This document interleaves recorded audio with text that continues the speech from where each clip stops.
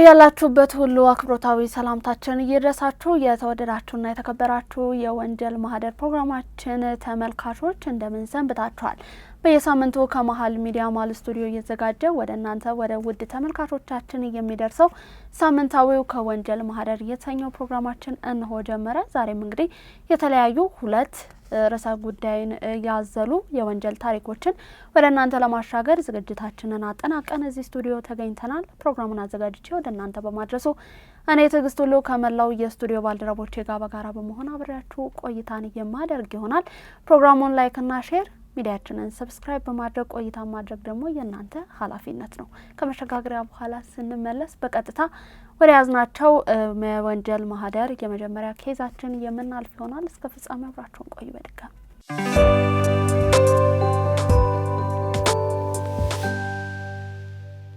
ተመልሰናል። ውድ ተመልካቾቻችን እንግዲህ በመጀመሪያ ደረጃ የምንመለከተው የወንጀል ኬዛችን በዚሁ በሀገራችን ኢትዮጵያ በመዲናችን አዲስ አበባ ወጣ ብሎ በሚገኘው ቡራዩ አካባቢ የተፈጸመን አንድ አሳዛኝ የወንጀል ክስተትን ወደ እናንተ የማሻገር ይሆናል። በኢትዮጵያ የወንጀል ታሪክ ውስጥ ደግሞ እጅግ አሰቃቂ እንዲሁም ማህበረሰቡን በጽኑ ካስደነገጡ እውነተኛ ከተባሉ ክስተቶች መካከል ባሳለፍነው 2013 ዓ.ም ጁላይ አካባቢ ማለት ነው በቡራዩ ከተማ የተፈጸመውን ቀደም ብዬ እንዳነሳሁት የህፃን ኤሊያና ታደሰ አሰቃቂ የግድያ ሙከራ ነው ማለት ነው።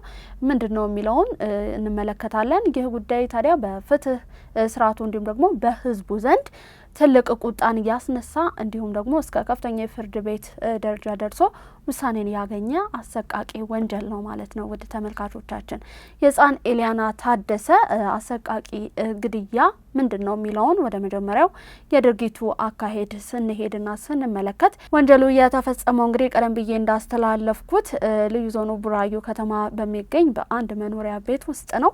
ወንጀሉን የፈጸመችው ደግሞ እንድትጠብቅ አደራ የተሰጣት አንዲት የቤት ሰራተኛዋ ናት ማለት ነው። ይቺ የቤት ሰራተኛዋ እንግዲህ ህይወት መኮንን ትባላለች። ግለሰቧ እንግዲህ የ6 ወር ህፃን የነበረችውን ኤሊያና ታደሰን እናቷ ለስራ ከቤት በወጣችበት ወቅት አሰቃቂ በሆነ መንገድ ህይወቷ እንዲያልፍ አድርጋለች ማለት ነው። እንዴት የሚለውን ስናይ ወንጀሏን ለመሸሸግም ደግሞ ከዛም ባለፈ ወንጀሏን ለመሸሸግ እንዲሁም ደግሞ ተፈጥሯዊ አደጋ ለማስመሰል ህፃኗን በተለያዩ በቢላዎች እንዲሁም ደግሞ በሹል ቁሳቁሶች በመውጋት እንዲሁም አካሏ ላይ ከፍተኛ ጉዳትን በማድረስ ህይወቷ እንዲያልፍ አድርጋለች ማለት ነው። ወንጀለኛዋ መጀመሪያ ላይ እንግዲህ ደራሽ ሌቦች ገብተው ነው ይህ ክስተት የተፈጸመው የሚልን ሀሰተኛ መረጃ ነበረ ለፖሊስ እንዲሁም ደግሞ ለጎረቤቶች ለመስጠት ሞክራ የነበረው። ከዛም ባለፈ ታዲያ የፌዴራል እንዲሁም ደግሞ የኦሮሚያ ፖሊስ አባላት ባደረጉ ፈጣን የፎረንሲክ እንዲሁም ደግሞ የጣት አሻራ ምርመራ በቦታው ላይ የሌላ ሰርጎ ገብ አካል አሻራ አለመኖሩን እንዲሁም ህፃኗ አካል ላይ የደረሰው ጉዳት በራሷ በሰራተኛዋ የተፈጸመ መሆኑን ያረጋግጣሉ። ጉዳዩን ሲከታተል የቆየው የኦሮሚያ ጠቅላይ ፍርድ ቤት ታዲያ የቀረበውን የፎረንሲክ ማስረጃዎችን የሕክምና ምስክርነቶችን ከዛም ባለፈ የተለያዩ የምርመራ ውጤቶችን መርምሮ ግለሰቧን በከባድ ሰው የመግደል ወንጀል ጥፋተኛ ብሏታል ማለት ነው።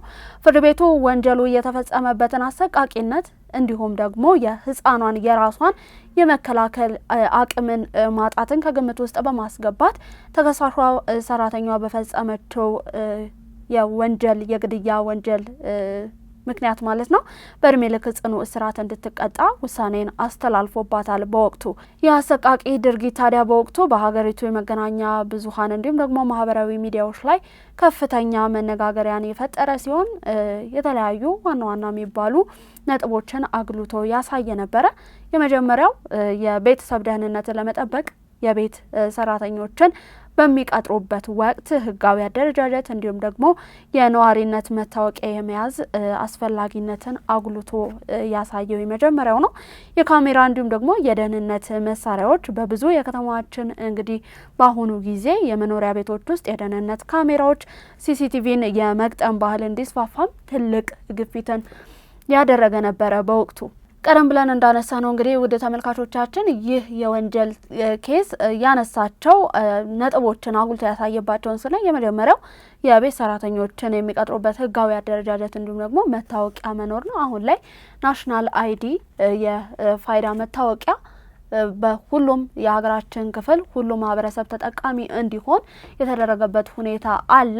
ከዛም ባለፈ ደግሞ እንኳን አይደለም ለቤት ሰራተኞች ይቅርና ቤት ውስጥ እንኳን ግቢያችን ውስጥ ሰዎችን ለማከራየት እንኳን ለኪራይ ሰዎችን በመናስገባበት ጊዜ ያከራይ ተከራይ ውል የተባለበትም ምክንያት የሰዎቹን ባክግራውንድ ምናስገባቸውን ወደኛ የምናስጠጋቸውን ሰዎች አጠቃላይ ባክግራውንዳቸውን በመጠኑም ቢሆን ለማወቅ እንዲረዳ የከፋ ነገር ቢፈጠር በዛ አይነት አጋጣሚ በቀላሉ ማግኘት እንዲቻል ተጠያቂነት እንዲሰፍን ማድረግ እንዲቻል የታለመ በመሆኑ ሁላችንም እዚህ ጋር ልጅን የሚያክል ትልቅ ነገር አደራ ሰተን ከቤት በምንዘዋወርበት ጊዜ ከቤት በምንወጣበት ጊዜ የተለያዩ ጥንቃቄዎችን ማድረግ ግዴታ ስለሆነ ይህ የመጀመሪያው ነጥብ ነው ማለት ነው። በሚቀጥለው ደግሞ የካሜራ እንዲሁም የደህንነት መሳሪያዎችም ትልቅ አስተዋጽኦን እያደረጉ ነው የሚገኙት። አሁን በመዲናችንም እንዲሁም ደግሞ በአጠቃላይ የሀገራችን ክፍል ዘመናዊነት እየሰለጠነ ስልጣኔ እየተስፋፋ በመጣበት በዚህ ጊዜ ታዲያ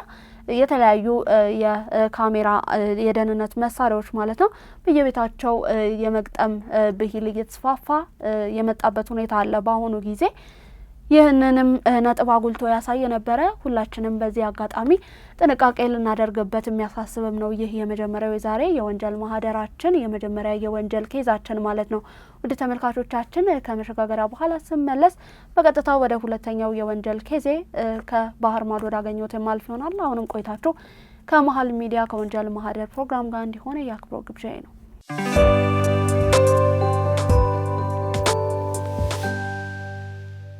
ተመለስን። እንግዲህ በዓለም አቀፉ የወንጀል ታሪክ ውስጥ እጅግ አስገራሚ ከሆኑት እውነተኛ ክስተቶች መካከል በ2004 እንደ አውሮፓውያን አቆጣጠር ማለት ነው በፈረንሳይ የተፈጸመው የዮናስ ትሮኬ እንዲሁም ደግሞ የቤተሰቡ ምስጢራዊ መጥፋትና የፎረንሲክ ምርመራ ታሪክ የመጀመሪያው ነው። ይህ ታሪክ በወርቅ ሀብት ጥርጣሬ እንዲሁም ደግሞ በቤተሰብ ምቀኝነት ምክንያት ሙሉ ቤተሰብ በምስጢር የተደመሰሰበት እንዲሁም ደግሞ የፎረንሲክ አሻራ ባለሙያዎችም ለዓመታት ባደረጉት ጥረት እውነታውን የወጣበት አሰቃቂ ወንጀል ነው ማለት ነው። የምስጢራዊ መጥፋት ክስተት በፈረንሳይ ምንድነው የሚለውን እንመልከት። በ2017 እንደ አውሮፓውያን አቆጣጠር መጀመሪያ ላይ በፈረንሳይ ናቴንስ ከተማ የሚኖሩት ፓስካል ትሮኬ ባለቤቱ ብሪጅት እንዲሁም ደግሞ ሁለት የ21 እንዲሁም ደግሞ ሁለተኛዋ የ18 ዓመት ልጆቻቸው ሴባስቲያንስ እንዲሁም ደግሞ ሻርሎት በድንገት ደብዛቸው ይጠፋል።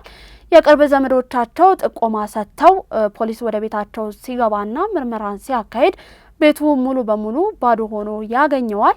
የጥርስ ብሩሾች፣ የምግብ ሳህኖች እንዲሁም ደግሞ የሞባይል ስልኮች በሙሉ ተሰብስበው ተወስደዋል። ያ ሳይቀር ማለት ነው። የፎረንሲክ ባለሙያዎች የብርሃን መመርመሪያ በመጠቀም ባደረጉት ጥልቅ ፍተሻ ታዲያ በደረጃዎች በሳሎን እንዲሁም ደግሞ በልጆቹ መኝታ ክፍል ላይ በደንብ ታጥበው የነበሩ በርካታ የደም ነጠብጣቦችን ያገኛሉ። የፎረንሲክ ምርመራው እንዲሁም ደግሞ ጥርጣሬውን እንመልከት።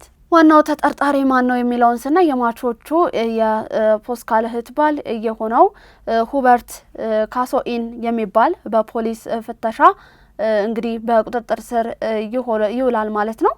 በመቀጠል ደግሞ የዲኤንኤ ግኝት ነው የቀጠለው። የፎረንሲክ ባለሙያዎች በቤት ውስጥ ባገኙት የመኪና ቁልፍ እንዲሁም ደግሞ በታጠበው የደም አሻራ ላይ የሁበርትን ካሶኢን የዲኤንኤ አሻራን በድንገት ያገኛሉ። የልጁ የሴባስቲያን መኪና ከቤቱ በረጅም ርቀት ላይ ተጥሎ የተገኘ ሲሆን በመኪናው መሪ ላይ ታዲያ የሁበርት አሻራ ቁልጭ ብሎ ተገኘ።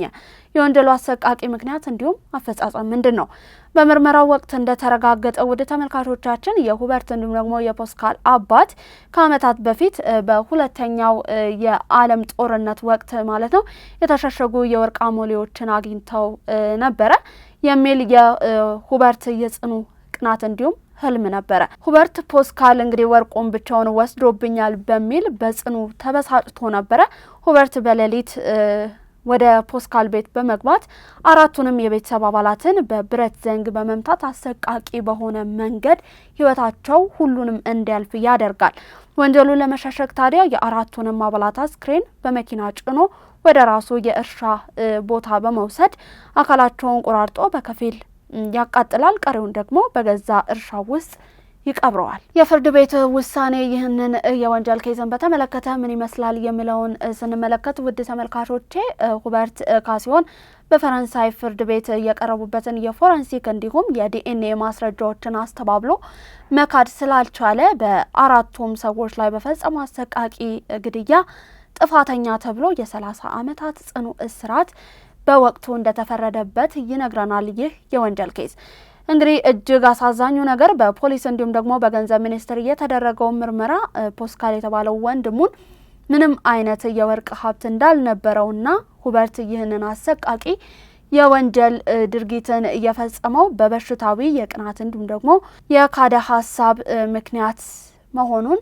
ፖሊስ ማረጋገጡ ነው ማለት ነው። ውድ ተመልካቾቻችን ለዛሬ ሰኞ ማለዳ ከመሃል ሚዲያ ወደ እናንተ እንዲደርሱ ያዘጋጀናቸው ሁለት የወንጀል ኬዞቻችን እንግዲህ የስካውኖቹን ይመስሉ ነበር። እስከ ፍጻሜው ድረስ አብራችሁኝ ስለቆያችሁ እጅግ አመሰግናለሁ። ፕሮግራሙን ላይክ እና ሼር ሚዲያችንንም ሰብስክራይብ በማድረግ ቤተሰብነታችሁን አጋርነታችሁን በማጠንከር እነዚህንና ሌሎች መሰል ይዘቶችን ከመሃል ሚዲያ እንድታገኙ የአክብሮት ግብዣዬን አቀርባለሁ። ሳምንት በተመሳሳይ ሰዓት በሌሎች የወንጀል ኬዞች እስከምንገናኝ ድረስ ሰላማችሁ በያላችሁበት ብዝት ይበልልኝ እያልኩኝ የምሰናበታችሁ እኔ የፕሮግራሙ አዘጋጅ ትዕግስት ሁሉ ከመላው የስቱዲዮ ባልደረቦቼ ጋር በጋራ በመሆን ነው። ውድ ተመልካቾቻችን እስከ ሳምንት ቸር ቆዩልን።